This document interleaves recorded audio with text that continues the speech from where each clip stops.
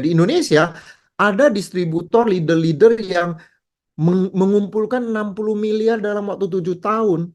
Coba bisnis apa yang bisa 60 miliar 7 tahun? Nggak banyak saya yakin. Bonus miliaran, ada yang 2 miliar, 1 miliar, 2 miliar, itu banyak.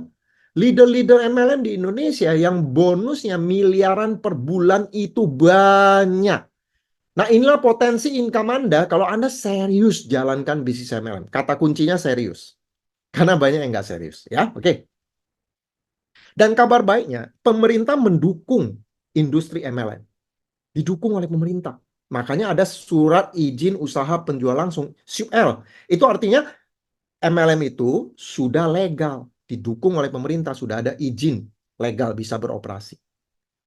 Nah, mungkin Anda heran, kenapa kok masih banyak yang negatif terhadap MLM?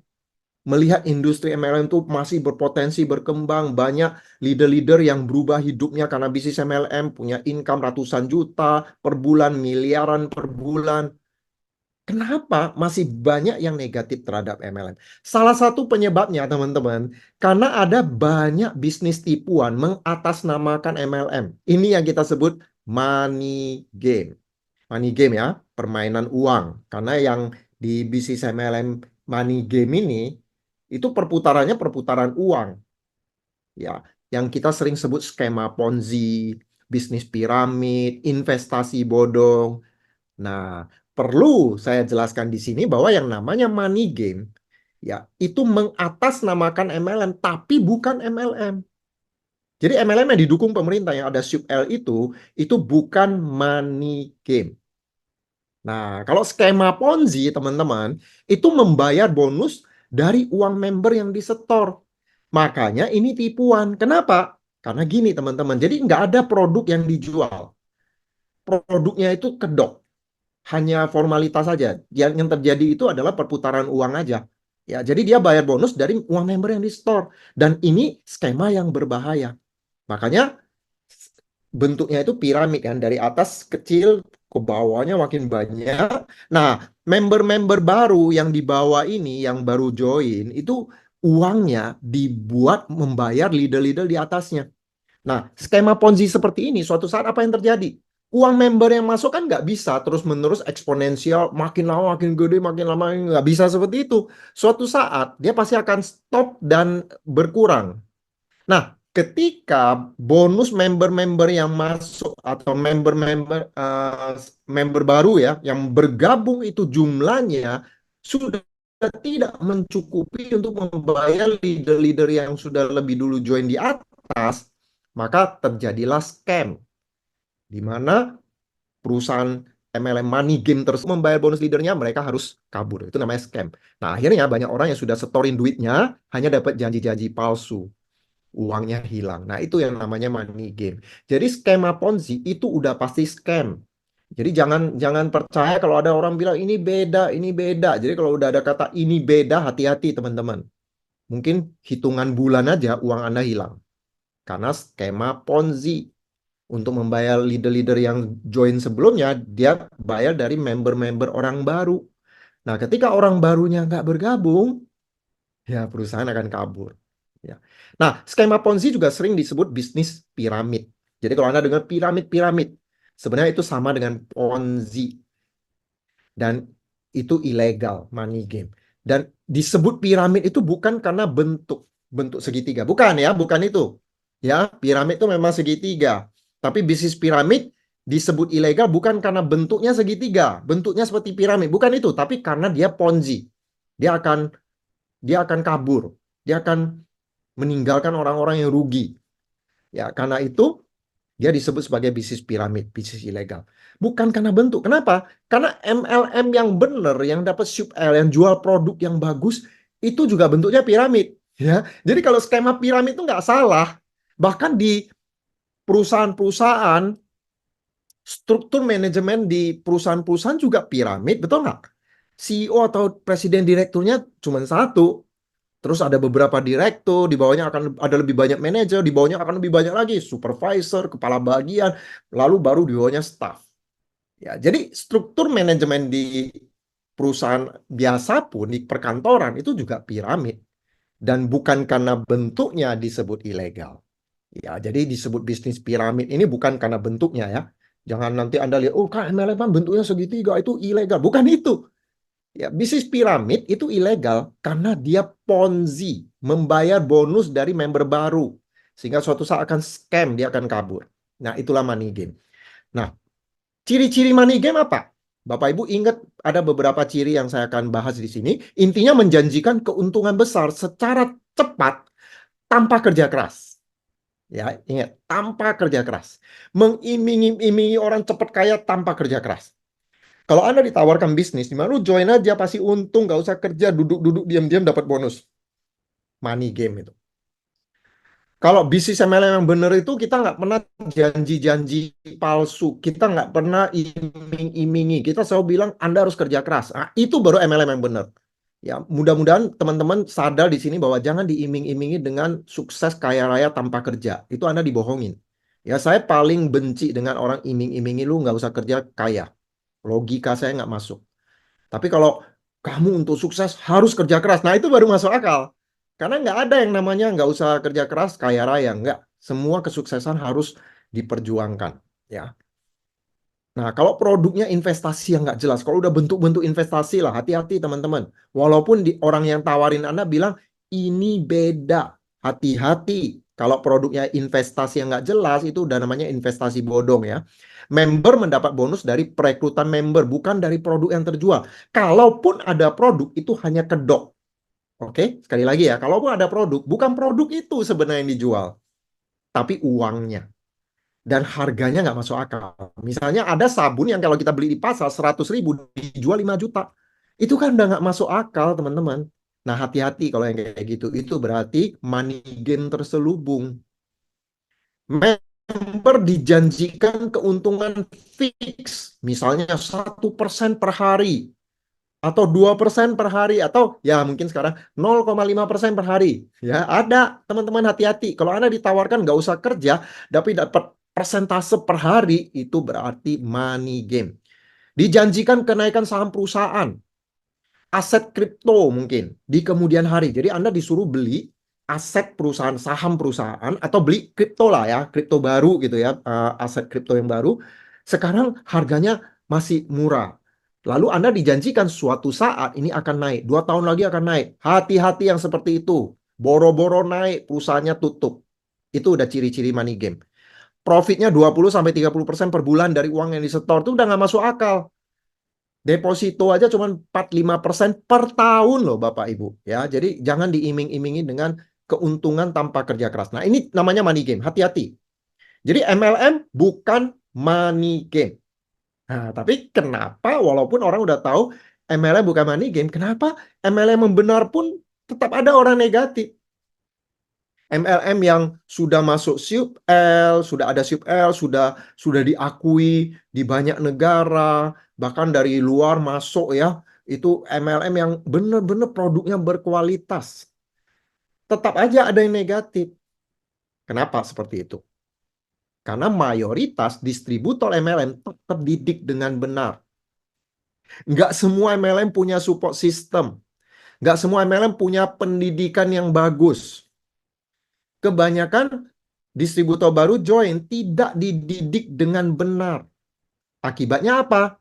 Ya, akibatnya mereka jalankan dengan cara yang salah. Bahkan ada yang menggunakan sistem dalam sistem.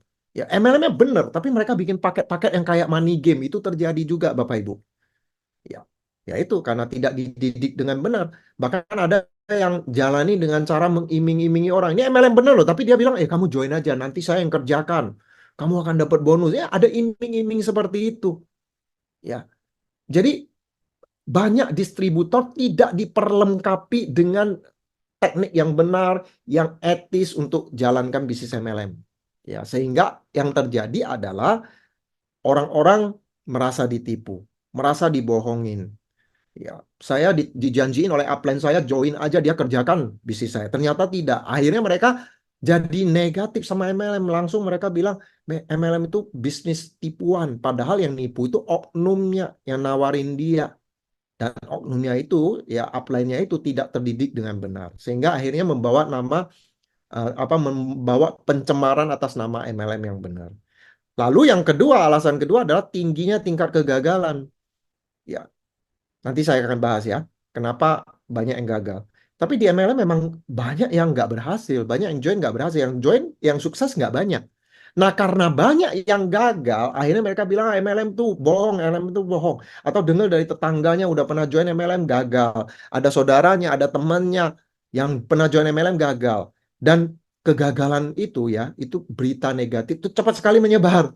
Ya, sama seperti Anda lihat kalau selebriti ada isu-isu negatif dan sebagainya, itu cepat sekali menyebar dibandingkan dengan berita yang baik. Ya, kalau berita baik itu penyebarannya nggak secepat berita yang negatif ya. Nah, kegagalan di MLM itu cepat menyebar. Wah, kamu hati-hati jangan join MLM itu gagal saya dan sebagainya. Ada bahkan yang gagal itu biasanya bangga banget ya. Nah, inilah dua alasan kenapa banyak orang negatif di MLM. Nah, sekarang kenapa di MLM yang di MLM yang benar itu yang gagal relatif lebih banyak? Karena yang join MLM gampang, nggak ada seleksi, betul nggak? Kalau Anda ngelamar di sebuah perusahaan, Anda perlu melewati tahap seleksi loh. Dari ratusan orang yang melamar, mungkin yang diterima cuma beberapa orang. Jadi seleksinya ketat. Tapi kalau join MLM nggak ada seleksi. Siapapun mau bergabung, silakan bergabung. Ya, nggak pakai ijazah. Yang penting Anda join member, bayar produk, beli produk, udah join. Atau bayar membership, udah join. Jadi gampang sekali join MLM. Dan sebagian besar orang yang join MLM jalani dengan komitmen yang sangat rendah, dengan pelatihan yang tidak memadai, sehingga akhirnya mereka jalaninya dengan cara yang salah, dengan tingkat komitmen yang rendah, karena begitu gampangnya mereka join. Beda dengan kalau orang buka bisnis tuh keluarin modal ratusan juta, miliaran, mereka pasti serius, pasti komitmennya lebih tinggi, sehingga tingkat kesuksesannya lebih tinggi. Jalani MLM, tingkat komitmen untuk suksesnya rendah banget. Orang biasanya jalannya MLM itu coba-coba, udah itu tidak dilatih dengan benar. Akhirnya banyak yang gagal. Ya, jadi kalau di MLM itu banyak yang gagal bukan karena MLM lebih sulit dari bisnis lain, bukan. Tapi karena MLM mudah sekali join, orang yang jalani banyak yang nggak serius, tidak dapat pelatihan yang memadai, sehingga akhirnya jumlah orang yang gagal itu banyak. Jadi bukan karena MLM lebih sulit ya. Saya nggak bilang juga MLM mudah. Bisnis lain juga nggak mudah, betul nggak? Nggak ada bisnis yang mudah. Semua bisnis perlu diperjuangkan, termasuk MLM. Ya, tapi kalau tingkat kegagalan MLM itu tinggi, karena apa? Karena banyak yang nggak serius, coba-coba, kemudian tidak dilatih dengan benar, jalanin asal-asalan. Ya, makanya banyak yang gagal. Dan berita negatif cepat menyebar sehingga akhirnya dunia MLM jadi negatif. Padahal sebenarnya mereka nggak tahu aja, ya, yang sebenarnya fakta yang sebenarnya dari bisnis MLM. Eric Worre, penulis buku GoPro, mengatakan MLM itu bisnis yang tidak sempurna, memang banyak kelemahan. Hanya dia lebih baik dibandingkan dengan bisnis konvensional. Ada banyak kelebihan MLM, ada 10. Ya, modal mulainya dan operasionalnya kecil dibandingkan Anda kalau buka toko, buka perusahaan. Ya, MLM tuh modalnya kecil. Sehingga risikonya juga kecil. Yang kedua, penghasilannya nggak ada batas. Anda boleh kembangkan segede yang Anda mau. Lalu yang ketiga, berpotensi penghasilan pasif, bisa bebas waktu, passive income, dapat dijalankan dalam waktu senggang, fleksibel. Bahkan mereka yang masih bekerja pun bisa part-time jalannya MLM. Saya termasuk salah satunya, dua tahun teman-teman saya jalankan bisnis MLM di tahun 2002 sampai 2004, 2 tahun part-time. Sambil saya jalankan MLM, sambil saya kerja. Setelah bisnis MLM saya berkembang, saya baru resign. Jadi bisa part-time. Tidak butuh tempat khusus. Anda nggak usah sewa ruko, sewa gudang, nggak usah, fleksibel. Jalanin dari rumah ke rumah, ataupun dari food court ke food court sekarang, ya, di mana aja ya. Tidak butuh keahlian khusus dan pengalaman, karena ada pelatihannya. Ya, artinya teman-teman yang nggak punya pengalaman MLM nggak usah khawatir. Kalau Anda join MLM yang ada pelatihannya, Anda akan dilatih. Lalu yang ketujuh, dapat pengembangan diri. Anda belajar people skill dan dapat penghargaan. Kita kerja di kantor belum tentu dapat penghargaan. Dukungan penuh dari tim kerja. Anda nggak jalanin sendiri, ada teamwork. Lalu yang kesembilan, semua latar belakang berpeluang sama. Tidak ada diskriminasi. Dan yang ke-10, bisa diwariskan. Ini 10 kelebihan bisnis MLM. Coba Bapak Ibu lihat 10 hal ini. Coba Anda lihat bisnis konvensional mana yang memberikan ke 10-10-nya ini. Saya nggak tahu. Ya, saya nggak tahu. Saya rasa nggak banyak. Kalau Anda jalani bisnis konvensional udah pasti nomor satu lah. Modalnya udah pasti besar. Modal besar itu keuntungannya Anda lebih serius ya kan. Tapi kalau Anda gagal, modal Anda habis loh. Jadi risikonya besar. Ya, sedangkan MLM risikonya kecil. Saya suka bilang MLM itu bisnis rajin-rajinan. Yang penting Anda mau kerjakan dalam jumlah yang banyak Anda bisa berhasil. Ya. Nah, sekarang kelemahannya apa? Tadi Eric Worre bilang bisnis yang tidak sempurna hanya lebih baik. Ya. Tidak sempurnanya apa? Kelemahannya apa? Anda harus menerima ketika orang-orang bodoh ya dalam tanda kutip ya di lingkungan Anda kurang menghargai Anda untuk sementara. Jadi ketika kita jalani MLM mungkin saudara Anda, ya teman Anda, mungkin pasangan Anda, orang tua Anda yang tidak paham dengan bisnis MLM yang Anda jalankan, mungkin akan apa ya istilahnya ngeledek Anda ya. Mungkin Anda dihina-hina karena jalani MLM. Ya dianggap kurang bergengsi. Oke. Itu aja teman-teman.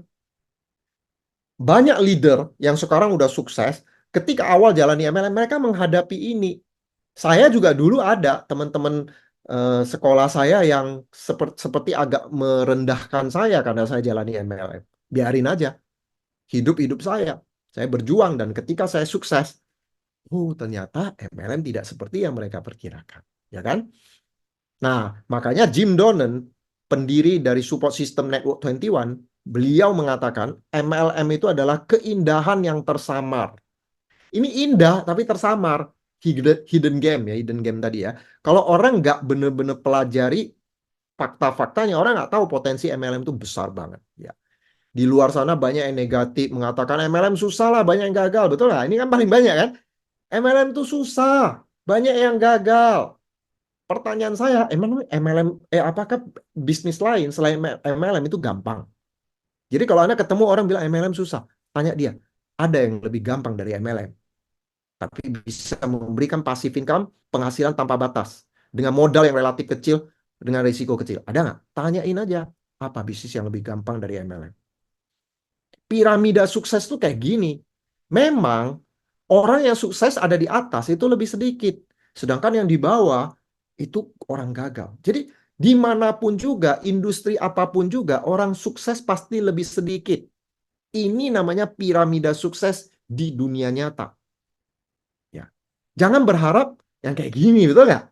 Ya piramida terbalik ini. Yang sukses di atas banyak, yang gagal sedikit. Ada nggak sih bisnis yang seperti ini? Di dunia olahraga juga nggak ada. Di dunia olahraga juga yang ikut lomba banyak, yang juaranya cuma satu. Ya, ini namanya piramida halu. Ini nggak ada, Bapak Ibu. Ini bukan di dunia nyata. Jadi yang di dunia nyata memang seperti ini, bukan hanya MLM. Bisnis lain juga begitu. Jadi kalau ada teman Anda bilang yang sukses sedikit, ya sama. Bisnis lain juga sama. Oke? Nah, ini dari buku Bisnis Abad 21 dari Robert Kiyosaki. Dia bilang apa? Dari 100 bisnis baru, setelah 5 tahun tuh tersisa 10. 90 tumbang. Bener nggak? Coba ingat-ingat siapa teman Anda yang 5 tahun yang lalu buka usaha. Sekarang masih bertahan nggak? Hanya 10% yang bertahan. 5 tahun lagi, sisa satu. Jadi dari 100, 10 tahun kemudian sisa satu. 99%-nya tutup. Industri lain, bisnis lain juga tidak mudah, teman-teman. Ya. Sekarang tinggal pilihan Anda. Anda mau pilih yang modalnya gede kalau Anda gagal bangkrut, atau mau memilih MLM yang modalnya relatif kecil, yang Anda nggak bisa bangkrut. Jadi MLM yang benar ya, Anda nggak bisa bangkrut. Kenapa? Karena Anda joinnya beli produk yang berkualitas. Join aja udah untung. Beli produk berkualitas dengan harga yang terbaik. Jadi orang yang jalani MLM tuh nggak bangkrut Bapak Ibu. Dia berhenti aja. Yang bisa membuat orang bangkrut itu money game. Makanya kita jauhi money game. Yang nyetor duit banyak, sampai ratusan juta, miliaran. Ya itu habis uangnya. Tapi MLM yang benar itu modalnya relatif kecil. Nah, kalau Anda bilang MLM susah, susah dibandingkan apa? Ini garis hidup 70 tahun ya. Manusia menggunakan 20 tahun untuk belajar ya. Sekolah sampai kuliah. Nah, setelah itu kerja 40 tahun, betul nggak? Masa bekerja 40 tahun. Setelah itu umur 60 pensiun. Inilah kehidupan manusia normal, garis hidup 70 tahun. Nah, sekarang di tengah-tengah Anda masih bekerja, di usia Anda produktif, Anda ditawarkan MLM. Dan kalau Anda serius, 2 sampai 5 tahun bangun aset di MLM, Anda bisa pensiun passive income. Kan itu yang ditawarkan oleh MLM. Jadi Anda kerja sekali, nikmati seterusnya. Masa sih kita nggak senang dapat bisnis seperti ini? Mau pilih mana, teman-teman? 40 tahun kerja, lalu pensiun nggak ada uang. Atau kerja 2 sampai 5 tahun mungkin barengan sama Anda active income, sama seperti yang saya lakukan. Kemudian setelah itu pensiun, passive income selamanya. Masa kita nggak suka ada bisnis seperti ini? Ya. Dan kabar baiknya, MLM itu bisnis yang kebal terhadap gonjang-ganjing ekonomi dunia. Artinya mau ekonomi lagi lesu, MLM berkibar. Kenapa? Karena ketika MLM lagi ketika ekonomi lagi lesu atau resesi ekonomi ya, banyak perusahaan tutup, kayak kemarin waktu pandemi, banyak orang dirumahkan, banyak bisnis yang tutup, sehingga banyak orang yang bingung mau kemana. Sehingga mereka yang tadinya negatif sama MLM, mulai terbuka untuk MLM. Jadi di masa resesi MLM berkibar. Di masa ekonomi lagi bagus, tetap aja MLM berkibar. Jadi MLM itu kebal terhadap gonjang-ganjing ekonomi dunia. Kuncinya, selama ada manusia yang tidak nyaman hidupnya, MLM akan selalu hot. Ya, jumlah orang yang tidak nyaman hidupnya banyak lah. Banyak. Lebih banyak orang yang nyaman atau yang tidak nyaman. Sebenarnya Bapak Ibu, orang-orang yang betul-betul sukses, yang sudah passive income, yang sudah bisa memenuhi semua impiannya, itu jumlahnya sangat-sangat sedikit. Sebagian besar manusia di dunia ini sebenarnya tidak nyaman hidupnya. Mereka hanya menyaman-nyamankan ya untuk kehidupan mereka yang sebenarnya tidak nyaman sama sekali. Ya. Dan sebenarnya mereka tidak nyaman, hanya nggak mau ngaku aja. Oke, sehingga ini tantangan buat kita, bikin mereka yang sebenarnya hidupnya nggak nyaman itu sadar bahwa mereka sebenarnya nggak nyaman, bahwa mereka itu punya impian yang harusnya mereka kejar. Nah, mereka itu mungkin sudah frustrasi karena nggak punya kendaraannya. Anda tawarkan MLM sebagai solusi untuk mereka wujudkan impian. Jadi banyak teman Anda yang hidupnya nggak nyaman. Teman Anda yang hidupnya nyaman, itu sedikit. Sebagian besar hidupnya nggak nyaman. Hanya mereka nggak ngaku aja. Makanya ada cerita ya, ini The Falling Man. Ada seorang pria jatuh dari lantai 40. Ya, dari sebuah apartemen lah, lantai 40. Slow motion ya. Di lantai 30, ini lagi jatuh nih. Lagi jatuh. Di lantai 30 ada seseorang bertanya, gimana keadaanmu? Lalu pria yang lagi jatuh ini bilang apa? Sejauh ini sih saya baik-baik aja. Padahal lagi jatuh. Oke? Sampai ke bawah, peng, habis. Di lantai 30, teman-teman, dia masih bilang sejauh ini baik-baik aja. Nah, banyak teman kita yang sebenarnya lagi jatuh. Cuman mereka gengsi aja, nggak mengaku. Atau nggak menyadari bahwa mereka lagi jatuh. Makanya kenapa Robert Kiyosaki keluarin buku Business School. Sebenarnya tahun 2002 dengan buku Cash Flow Quadrant, buku Rich Dad Poor Dad, dia sudah mengingatkan orang Amerika jangan nyaman dengan active income. Harus bangun aset untuk passive income. Dia sudah ingatkan melalui bukunya. Tapi orang Amerika juga sama dengan kita di sini. Sebagian besar udah nyaman, dapat kerja, dapat gaji, mereka beli rumah dan sebagainya. Apa yang terjadi? Krisis moneter tahun 2008. Itu parah banget di Amerika sampai ada 2 juta orang kehilangan pekerjaan dan kehilangan rumah. Nah, disitulah akhirnya Robert Kiyosaki bikin lagi buku tahun 2010 judulnya Bisnis Abad 21. Dia ingatkan kembali orang-orang jangan nyaman dengan active income, bangun aset untuk passive income. Ya. Nah, tugas kita, ini tantangan buat kita, nyadarin teman-teman kita. Jangan nunggu sampai pandemi sekali lagi lah ya, ataupun resesi ekonomi untuk kita menyadari bahwa apa yang kita punya sekarang nggak aman. Oke? Kalau Anda mau aman, Anda harus punya aset yang kokoh. Dan MLM salah satunya. Ya, dan ini menarik. Kenapa? Karena untuk masuknya mudah sekali. Ya, kalau misalnya sebuah bisnis yang butuh modal besar, nggak banyak orang bisa masuk. Ya, tapi karena MLM modalnya kecil, ini menarik. Siapapun bisa. Tinggal Anda sadari teman-teman Anda bahwa hidup mereka sekarang itu nggak nyaman sebenarnya.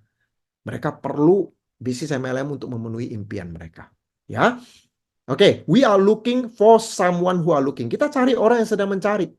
Kalau teman Anda yang Anda udah klik-klik, Anda udah tawarin bisnis, tetap aja udah nyaman dalam penderitanya, udah biarin aja deh.